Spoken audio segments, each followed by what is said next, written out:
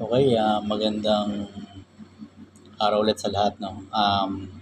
Napanood ko ulit yung vlog ni attorney ni Toto, Engineer Toto Kausing na nire-reject niya yung idea ni dating Senador Antonio Sani Trillanes na makipag-alyansa ang LP o Liberal Party, ang genuine na oposisyon na kinabibilangan nila Senadora Risa Hontiveros, Atty. Leni Robredo, dating Vice President, um, Atty. Laila de Lima, Atty. Dean Chil Diokno, at iba pang membro ng oposisyon laban sa mga pamilya Duterte o dating administrasyong Duterte.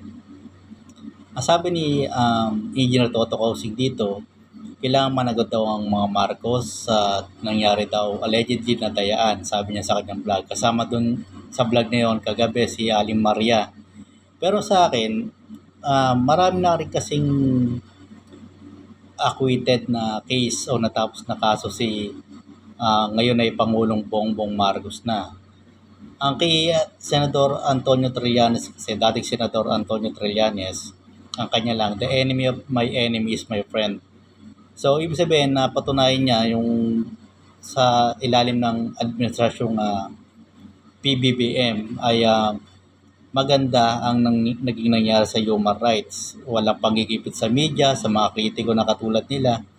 At nag-iba ang international policy o politics ni Pangulong Bongbong Marcos tungkol dito sa West Philippine Sea, sa China issue, di ba? So, ibig sabihin, kung sa bagay,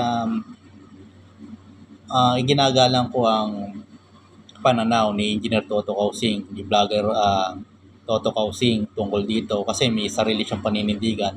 Pero ang ginagamit naman sa kabilang banda ni dating Senador Antonio Sani Trillanes ay maging practical.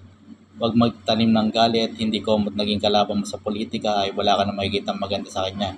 Tulad ng sinabi ko sa aking vlog na hindi puro lagi kontra si dating Senador Antonio Trillanes. Kilala nyo naman yan na kapag may nakita corruption yan talagang hanggang huli tinutugis na. Ngayon, tutugusin niya ng kaso itong si dating Pangulong Rodrigo Digong Duterte. Yun nga, plunder case ang una niyang ikakaso dito. Yung iba nga, kinasuhan niya cyber libel.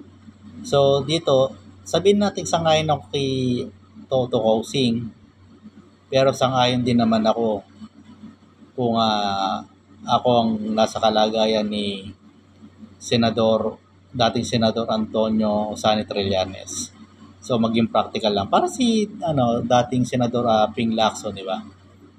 Pinupuri niya si dating Pangulong Duterte, hindi siya puro kontra, pero yung nakita niya na ayon sa kanyang pananaw ay hindi na maganda yung nangyayari sa war on drugs, kinokontra na rin to ni dating Senadora Ping Lacson.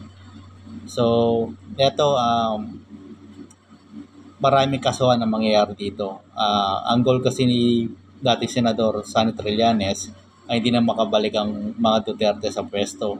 Yun ang kanyang goal. So, kailangan may pagtulungan naman ang genuine opposition sa kanyang pananaw. Kasi hindi naman sila ginigipit ni Pangulong Bongbong Marcos. So, isa lang ang kailang common enemy na pinapakita dito sa kanyang political views. So, tulad nga sinabi ko, may kanya-kanyang pananaw. Ako rin gano'n, may kanya-kanyang pananaw. Pero, sangayon ako sa dating Senador Antonio Sani Trillanes sa kanyang political views tungkol dito sa nangyayaring sigalot sa politika. So, nandito lang po muna ulit yung vlog at maikli lang ito. Nagbigay lang tayo ng opinion sa kareaksyon. Tulad ng sinabi ko, ginagalang ko ang opinion na magkabilang panig ni Engineer Toto Kausing o vlogger Toto Kausing at ni dating Senador Antonio Sani Trillanes. So, hanggang dito lang po muna yung vlog. Maraming salamat.